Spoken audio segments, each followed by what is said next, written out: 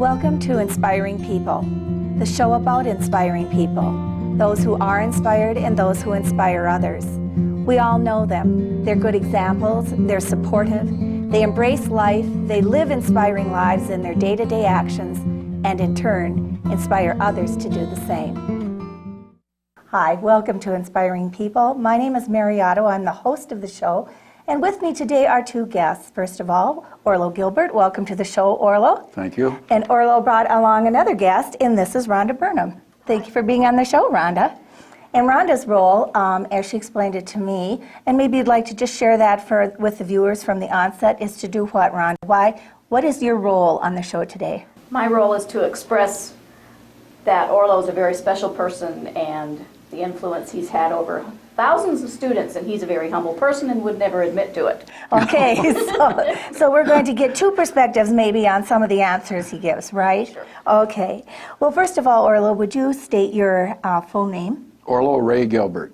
Okay, and where were you born and raised, Orlo? South Dakota, western South Dakota, in Belle Fourche. Okay. And my mother always said when I knew I was in trouble, it was Orlo Ray. Otherwise, it was just Orlo. Okay. And brothers and sisters? One brother. One brother. And your parents, for example, what did your dad do for a living? My dad was, well, for a very short time, he was a sheep herder. And, but he was well educated. He has a college degree in science. Wow. But his dad wanted him to come back to the farm. So that's where he ended up, and that's where I grew up, is on a sheep ranch. Okay, so what do you remember most, or what are your fondest memories of being on that sheep farm? I always wanted to be a sheep herder. That was it. That was it, huh? That's as far as I cared to go. And you did make a different path, though, for your career, did you not? Yeah, it turned around a little bit. Okay. Well, let's talk about your college education, where you went to college, what your major was, and what you ended up or have been doing for the rest of your life. I finished college at La Sierra College, which I guess is called Loma Linda University now, in Riverside, California, with a major in music and violin performance and education. Okay. And I got my master's from Madison State University in Virginia. Okay. And where did you go after that? How long were you on the East Coast or the Southeast? Well, I taught 2 years in San Diego as a band and orchestra director in the high school in San Diego, and then we went for 4 years to Virginia. And during that time in Virginia, I had the band and orchestra in a private high school, a Seventh-day Adventist school in Newmarket, Virginia. And at that time, that's when I got my master's at Madison University. And at the same time, in the summers, I'd go to University of Minnesota and transfer the credits. Okay. So half my master's is from Minnesota and half is from Virginia. Great combination. Yeah, the best part was from Minnesota. Minnesota, absolutely. And Rhonda, where along the line in Orlo's career did you link up with him? Well, after he left Virginia, he went to Tennessee to teach at the college, and he also at the same time started a Suzuki Strings program in the elementary school. And so my parents plopped me right in there, right off the bat, and that's where we got acquainted. Okay. She was just a little girl. I bet she hasn't grown up much yet. And so then you started there, and then how did you guys keep in touch, or how did you? Well, I was there all the way through elementary school and high school and the college. Okay. And I ended up being a violin major. Okay, and so tell me a little bit about how Orlo has inspired you. Well, when I got to college, I went through the usual list back in the 70s of, was I going to be a nurse? No. Elementary teacher? No. Secretary, accounting? No, none of that. What did I really like? I loved the orchestra. So I kind of like fell into it because Orlo made the orchestra so fun, and it was a wonderful experience. And by the time I graduated, that's what I wanted to do with my students, was show them how wonderful it was and how much music meant and the relationships you could have with it. And I think you played with us for 8 years, didn't you? You were almost all 4 years in your high school. Yeah, I played with them for 8 years. Yeah. Yeah, but then when I graduated, they couldn't get rid of me. I'd come back and all play concerts. As many as I could get there for. Okay. Well, and isn't it fun to have an influence like that in your life? And now, how did you two both end up in Detroit Lakes? How did you end up here, you and your family? Well, my wife's parents owned Riverside Place Resort on South Melissa. And they wanted to retire from it, so we bought it from them in 1978. So we spent our summers here. And my wife taught nursing at the university where we were. And so she spent the first summers with us here. Well, then she quit teaching and went into hospital psychiatric nursing and hospital administration, and so she couldn't get her summers off. So for the next few years, the last few years we ran the resort, she didn't come in the summer. Okay. But they would come up in the summer, she and her family, and her husband, and then later on they had a child, a boy, who's now 21, and they came up for years, and they'd spend a week or so with us, with me every year, and kind of keep me company, and it was a fun event. Great. Well, I know one of your pastimes and one of the things you do, and perhaps some of you have seen an article about Orlo in the Detroit Lakes newspaper not that long ago. And so in addition to music, and we'll come back to that in a little bit, but in addition to music, what's your other big love that you have outside of music? Well, antique cars. Okay. And they've been with us, that love has been with me since I was a little kid. And when we were first married, my wife still says to this day that she sacrificed food and couldn't even afford cottage cheese because I was buying parts for antique cars. That's a fine woman that does that, Orlo, just so you know. Okay. And so that when we moved here, I built the storage building for the antique cars before we built a house. And people would drive by our place and look at and people came to me and said, "Are you the one building the house and you get the shed first? What kind of a wife do you have? Tell us about her." A wonderful woman. That's another reason, really. Not many women would do that, Orlo. So no, you are I know indeed that. lucky that way. You are indeed lucky. So what was your first car? My first car was a 1926 Buick. 1926. I paid $75 for it. Okay, and was it a working car? Or yeah. It was? Oh, yeah, that's a car we used to go back and forth to the farm. Okay. And what are some of the other vehicles for those people out there who are also into antique cars? What are some of your prize cars? Okay, we have my in-laws' parents, or my in-laws, Ellen's parents, 41 Ford Woody that some of you have seen in the newspaper. Mm-hmm. And that car now has won the national award, probably, well, they call it what do I want to say? The Emmy of... Oh, the Emmy, or the Oscar. Oscar of antique cars, okay. And so we've been real proud of that. But I have a 1917 Model T Ford Roadster, a 1925 Model T Depot Hack, 1914 Willis Overland that I'm restoring currently. It belonged to my great-grandfather. I hope I don't have any more family cars that's costing me too much. And a 55 Thunderbird, Ford Thunderbird, 2 Corvairs, 46 Ford dump truck, couple of tractors. That's enough, no more. Oh, you have more than that, but those are some of the ones that you can remember right offhand.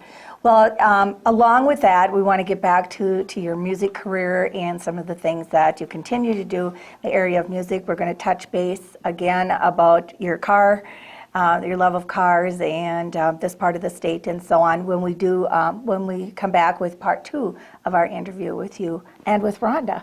So join us for part 2 of this interview next time.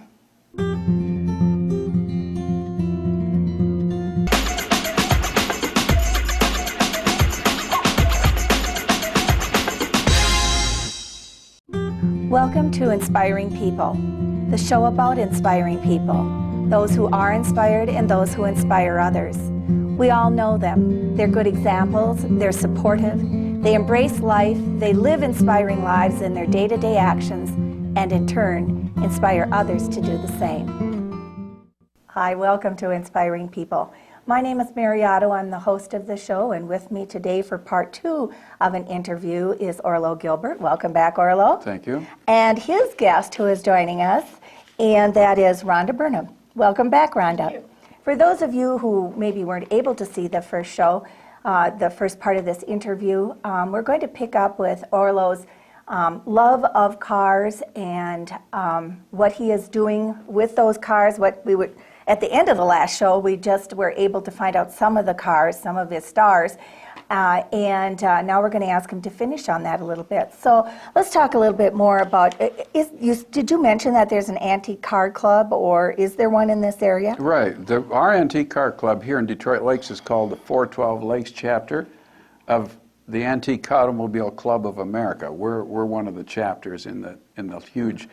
The AACA National has over 60,000 members. And we've got about, husbands and wives, we've got around 60 members in our club.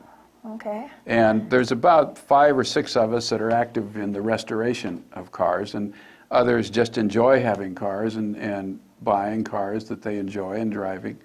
But my current project is a 1914 Willis Overland, which is the grandfather of the Jeep.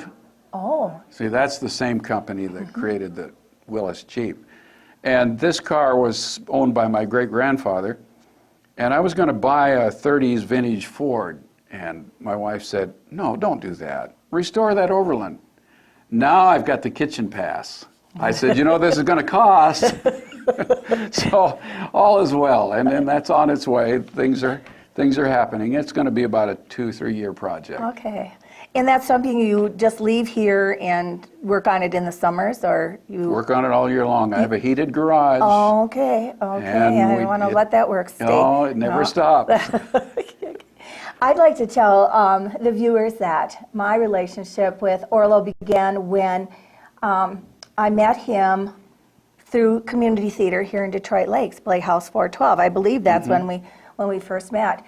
And with his music background and so on, he was willing to share with us his talents on a couple of the productions. So for those people who may have seen the productions or remember you from your artistic resume, why don't you tell us a little bit about your involvement in the theater and the music community here in Detroit Lakes? You know, I don't know how I got involved in it, actually, except I think I played violin with one of the shows, and then somebody suggested I direct it, I guess. That could have been me. But if that praise or if that recognition goes to somebody else, please call me and let me know, but I think it could be me. Okay. And so we did that for several summers, and we had a good time with it. I really enjoyed it. But it got to be, the resort business got bigger and more involved, and I really couldn't take the time out to do it. So it was a very meaningful experience, and I'm glad we did it. Well, and in those days we had huge summer productions and on stage at the what's now the middle school, and so we were always pleased and felt privileged to have musicians such as yourself come in and help us in the community. We had some good pit orchestra players, We did have wonderful pit orchestras, yes indeed. Okay, let's go back to your teaching career. And Rhonda, tell me a little bit about Orlo as a teacher. Oh boy. Oh, this is good. Okay. Orlo really made you work. Okay, and can you give an example? Oh, you're going to give an example? Oh, yes. Okay. I remember one time I thought that I had practiced really well, really good, and I went to my lesson and he said, you have not done what I told you to do. You have not done it as many times as I said. And Is that kind of how he said it, Ron? I don't remember Okay, exactly. okay. I just remember. But emphatically, right? Yes, and I remember being mad at him. Okay. Because he didn't believe me, and I thought I had done all this work. So I took a sheet of paper, and the very next day, I put hash marks for every time I did the section that he had told me I had to do 60 times. And not only 60 times for the week, but that day. And then I stuck it on his music stand in his office. And he saw it the first thing when he came in to work the next morning. All right, so why did we bring you along? Well, and the wonderful thing is that the way he taught me, I've been able to use those examples with my own students. He cut my fingernails when I was in high school because I wouldn't cut them. Oh boy. And used ugly scissors. So my Bad students, scissors, yes. and so my students now, when I cut their fingernails, I tell them how lucky they are that I do such a nice job with nice fingernail clippers because it could have been ugly scissors. So then they kind of cooperate after that. Aren't you glad that we opened this up to her? This was not good.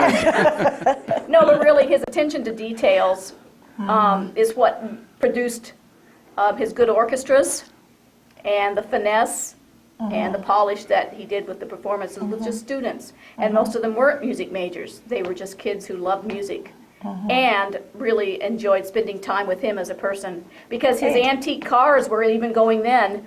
You know, as a kid, I was riding in his cars around the town for parades and stuff, and you know, polishing off, don't step on that board there, you know. Well, great. That's, you know, see, it's good to have that other side of you come through in this, you know, that It is it? It is, it definitely is. Let's talk about you, the resort owner. How long have you have you owned the resort? We owned it for 24 years Okay. and sold it about, 5 years ago. Oh, all right. We'd both my wife and I had it. We were tired of it, and things just weren't. It was time to give it up, and it was family property. So I thought it was sacred ground. Since I'm not the family member, I thought, we can't sell this. And one day I said to my wife, is there any chance of selling this resort? Oh, she said, I've been waiting for you to say that. I said, well, I thought I wasn't supposed to talk about it. Oh, she said, let's get rid of it quick. No, and when you mean get rid of it quick, it was just time for you to go on. We needed to do something else. We needed to have the summers free to spend time with our grandchildren, our family, and you know, you're so tied down to a resort. I loved the resort. I loved the work. I loved the people. It was nice, but it's time to give it up. Sure. And so you still have that. You still come back to the area. Do you stay at the resort, or you have your own cabin out on the? We have our own house. Oh, you have your house out there. Yeah, okay. we built a home there. So. Okay. Well, we are certainly glad that you've continued to have your relationship with Detroit Lakes and some of the fine people who live and work here. And I want to second what Rhonda said. All of the times that I've been able to work with you have been just a real privilege for me. I think you are the consummate professional, and at least that side of you I see. You're probably a lot of fun too, and in your private life and so on, but you truly are an inspiring people. And when you think of Rhonda and the number of students that you've inspired over the years, you should be really proud of that. So thank you so much for being on the show. And Rhonda, thank you for coming along with and making sure that, you know, his humility was, you know, you gave him a boost, okay? Yeah. So, and do you want to, you had mentioned something about the car that you're restoring. When and how would the general public ever get to see that car? Oh, it'll be out. We'll take it to all the national shows and local shows. And when it goes through all that, then we're going to tour. My wife and I are going to tour with it. Okay. And so we'll drive put a lot of miles on that car when it's done. Okay, and maybe up and down the city beach a little bit. Oh, you'll see it. Okay, that sounds great. Thank you again, Orlo and Rhonda, for being on the show. Thank you.